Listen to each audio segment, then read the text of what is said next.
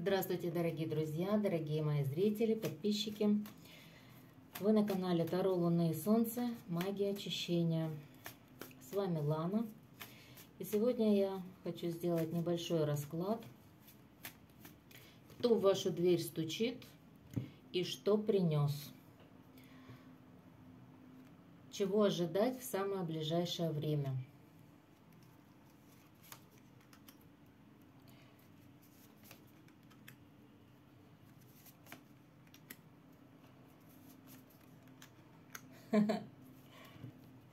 Посмотрите, какая карта прекрасная.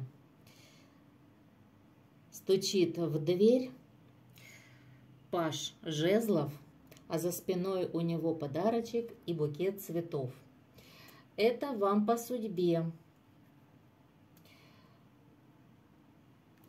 потому что вы обнулили что-то прошлое.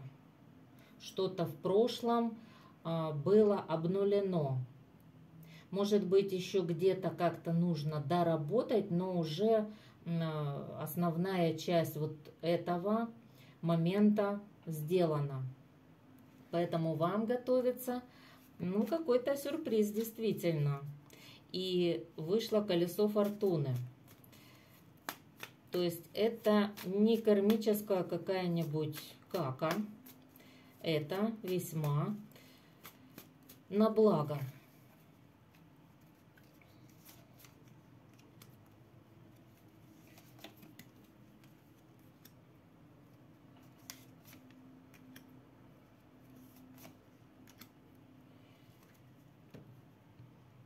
Ну, интересно, тут, конечно, девки пляшут. Человек, который в вашу дверь стучит, вот опять, видно? Опять его здесь показывают весьма решительно, тарабанит, еще с каким-то топориком. То есть на тот случай, если вы не откроете, он собирается, так сказать, дверь взломать. А необходимо это все, потому что он планирует жениться на жрице. А жрица здесь вы. Но, правда, вы пока что в таких энергиях королевы мечей. Это может препятствовать планам этого решительного мужчины. Но поэтому, может быть, он и думает, что я прорвусь сквозь ее недоверие, сквозь ее, такое вот желание защитить себя, не пустить меня, а я все равно, а я с подарочком, а я буду настойчив. Чего это он так прям разошелся? Ну, потому что вы для него это весь мир. Вы для него это солнце. Вы для него это подарок судьбы. Это просто праздник какой-то. И вы для него та девочка, девушка из прошлого, которой он испытывал какие-то нежные чувства. Давайте уточним. Вы этого мужчину знаете?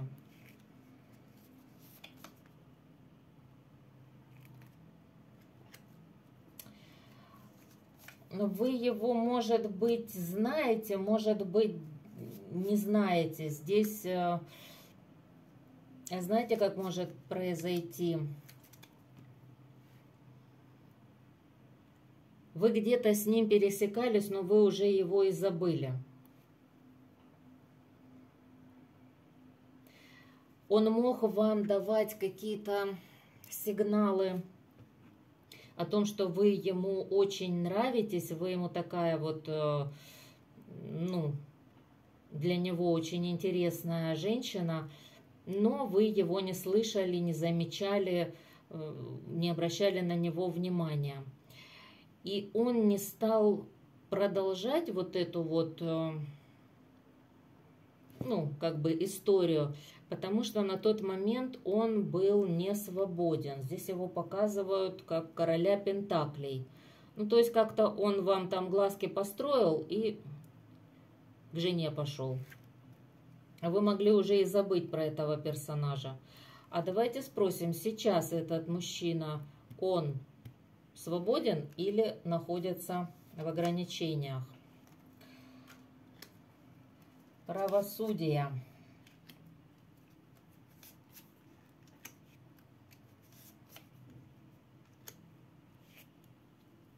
Он развелся. По-моему, если он был официально женатый, то официально развелись.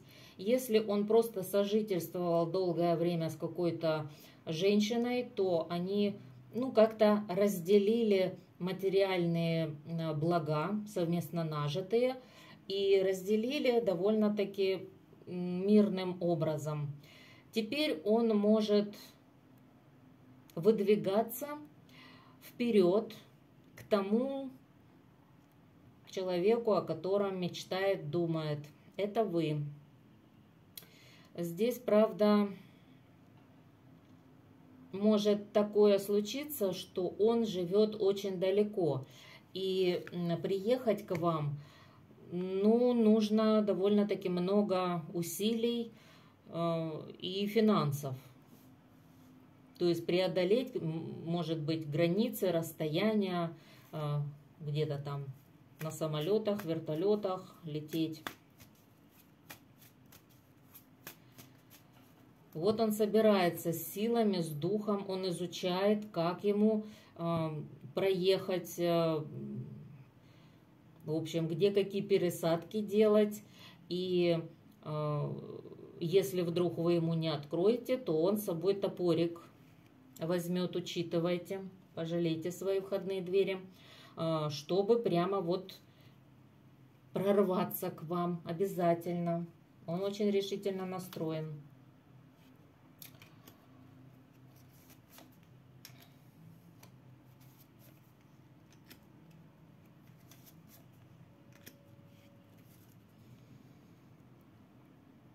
Долгое время он не мог действовать. Это прям для него было очень большим, ну, таким трагедией, что ли. Потому что он был связан не только вот, ну, обязательствами перед женщиной, но там еще какие-то были обязательства финансового плана. Ну, например, ипотека. Он не мог бросить жену с ипотекой и убежать в новые отношения. Ну, он считал, что это был бы непорядочный поступок. Сейчас все финансовые вопросы закрыты между его бывшей партнершей и им. Дверь открыта. Он может идти в новые отношения. Да, как свободный, прекрасный король жезлов. Он может идти к своей мечте, к своей звезде. А что здесь разрушено? Ой, мать честно.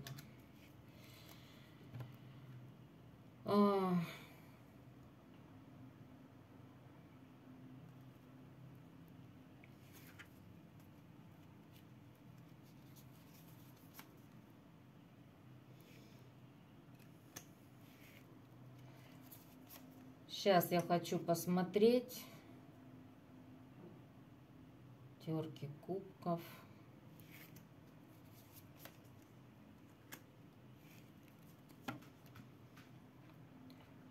Я хочу вам сказать, что этот мужчина пережил очень серьезные катаклизмы, не побоюсь этого слова, разочарования, разрушения, прежде чем он смог быть готовым двигаться к своей мечте, к тому, что он хочет. вернее, к той женщине, с которой он хочет на самом деле быть. Расскажите нам немножко, что за разрушение?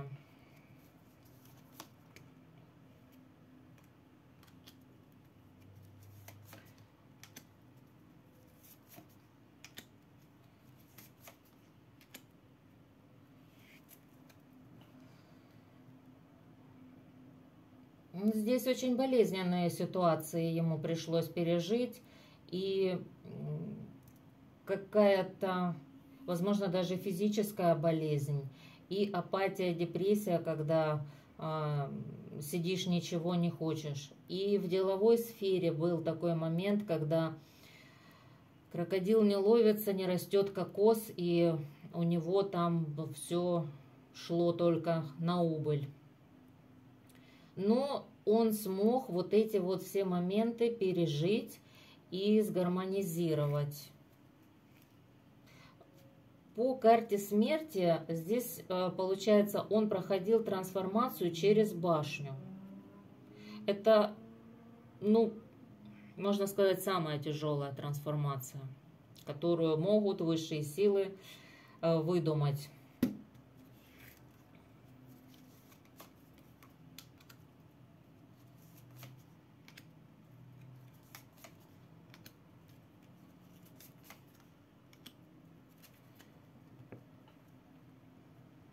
Очень часто он, пребывал в такой печали, в таком унынии и думал, что его мечта никогда не исполнится. Он никогда не сможет выйти из вот этого лабиринта, в который он попал. Я не знаю, что там за ситуация и какой именно лабиринт ему устроили, но он мечтал о главной женщине в своей жизни, это были вы, и он молился высшим силам, чтобы ему помогли быть рядом с вами.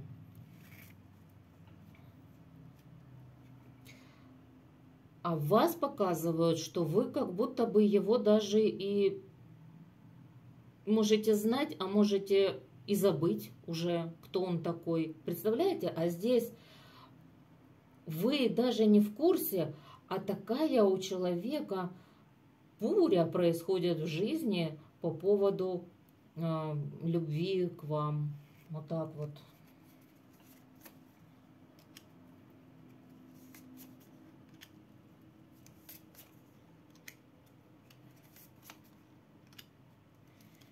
И вот он говорит, наконец-таки я вышел из вот этого состояния, когда я не мог действовать.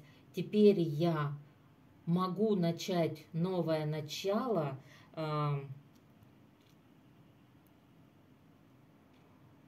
И это будет не по треугольнику.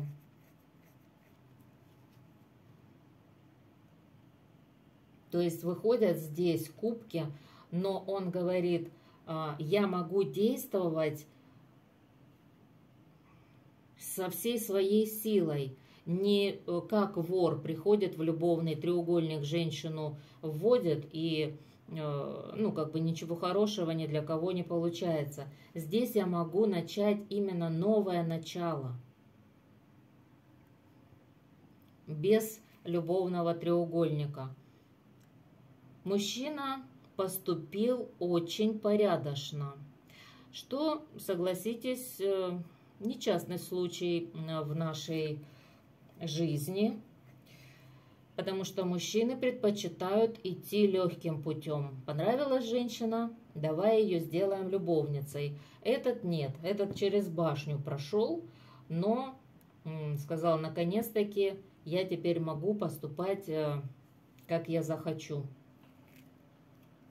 Без любовных треугольников, без вот этих вот всех таких вот ситуаций некрасивых.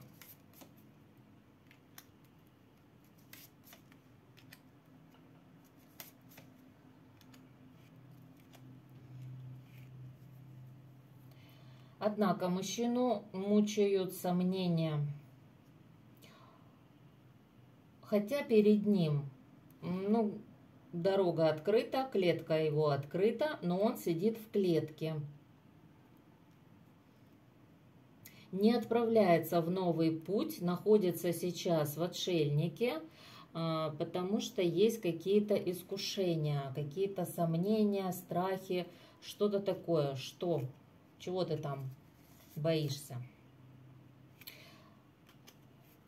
Что вы замужем, что у вас есть мужчина, император, что вы любите друг друга,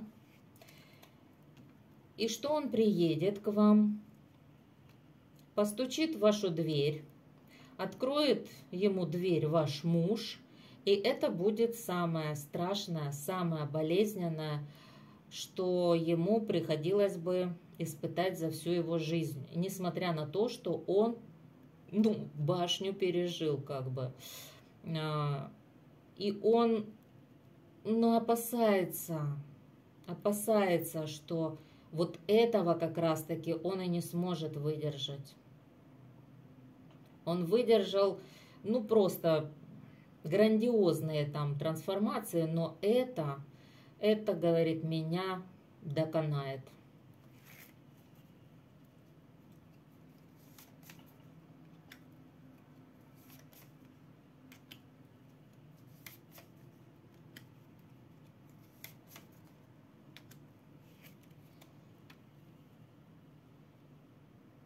Говорит, что же мне тогда надо будет делать?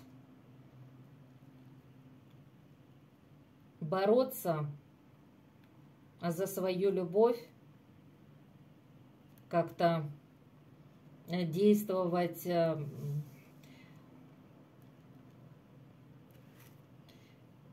тем, чтобы она развелась со своим мужем, чтобы ее император стал ей бывшим. Не знаю, смогу ли я это все, но мне очень хочется быть с этой женщиной. Я просто не готов ее кому-то отдать, с кем-то делить. Я такое, ну, прошел, чтобы иметь право прийти к ней на порог. Что, конечно, муж в ее жизни, это будет очень серьезное для меня разочарование.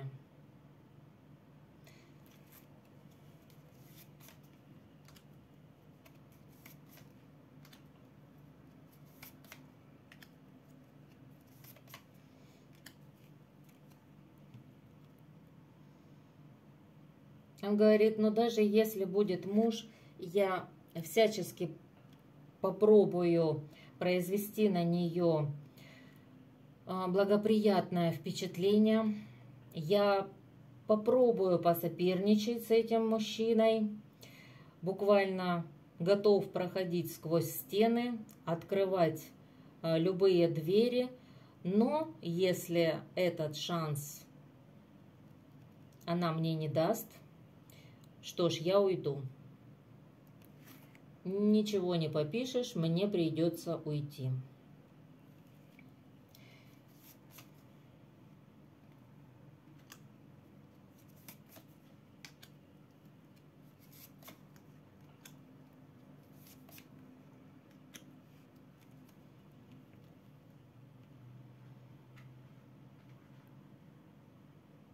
Влюбленный,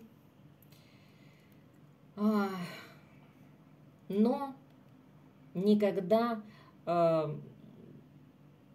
не имеющий возможности реализовать свою мечту о семье, о совместном каком-то счастье с этой женщиной. Для меня это будет страшный суд. Это, ну, как бы говорит, все. Здесь так карта нарисована, что идет не возвращение, вернее, не возрождение, а как бы наоборот. Тут ангелы падают и становятся падшими. То есть он говорит, это вергнет меня в ад.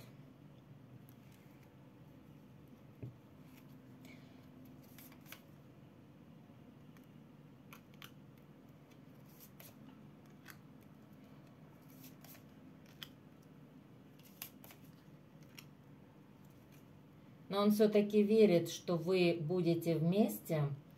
Знаете, вот как есть какое-то сомнение, но есть и вера, потому что, говорит, мне ее нагадали, мне ее предсказали.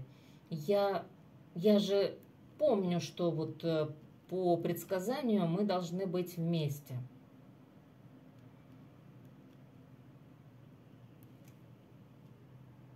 Я, говорит, все-таки постараюсь добиться ее взаимной любви, чего бы мне это ни стоило. Как бы трудно и страшно мне не было.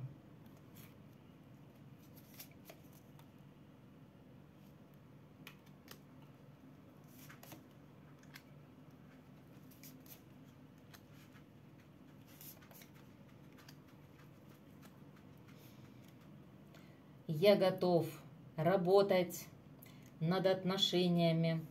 Я готов создавать любые для нее иллюзии,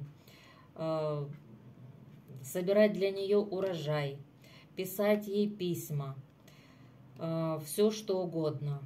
Моя цель – это стабильные отношения с данной женщиной.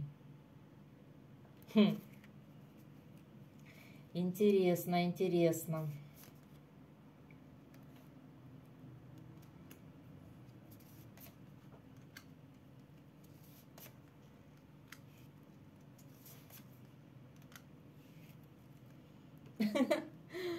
Он даже думает, что если вас какая-то злая ведьма приворожила, и вы находитесь, ну, в таком вот мороке, да, когда вы не понимаете, чего вы хотите и с кем вы хотите быть, но он даже предполагает то, что вдруг у вас есть мужчина, и он вас привораживает, этот мужчина. Я, говорит, своей любовью разрушу эти чары. Ой, что же это за человечище такой? Говорит, ну для начала мне нужно приехать, постучать к ней в дверь,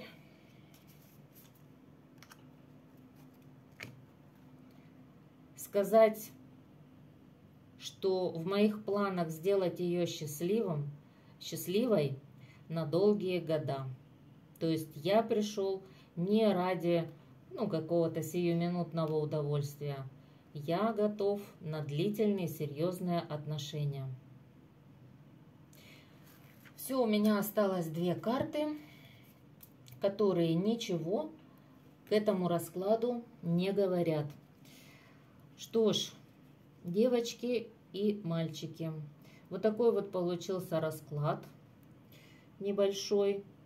Я надеюсь, что он вам понравился. Может быть, кто-то вспомнит такого мужчину в своей жизни. Напишите тогда в комментариях. Но если вы даже не предполагаете, кто это, что ж, надеюсь, будет сюрприз. Ну а я прощаюсь с вами и до новых встреч.